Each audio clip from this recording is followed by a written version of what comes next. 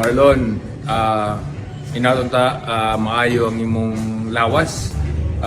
Ingana man mahitabo sa boxing, we lose, we win. Ang imo lang importante nga atong lawas maayo, nga healthy ta.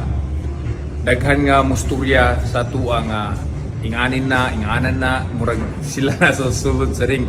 Kabuluman ka ang experience nga dili easy ang boxing. So, ang paminaw lang nimo ang imong pamilya, ang imong asawa, imong anak, imong sarili. Kay mo nang importante ang Ginoo.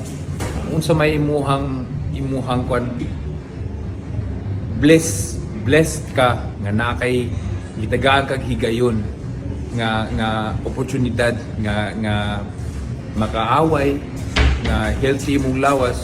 So kung unsa man to ang storya sa mga tao, ang storya sa boxing, ayo na pansin na.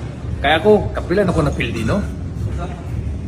Pero sa kuha, enjoy man ako ni.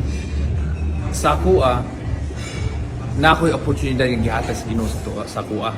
Mao po na sa imuha. Kung unsa man tong nasa imuha, magpasalamat lang ka nga healthy ka. Magpasalamat lang ka kung gitagaan kang oportunidad.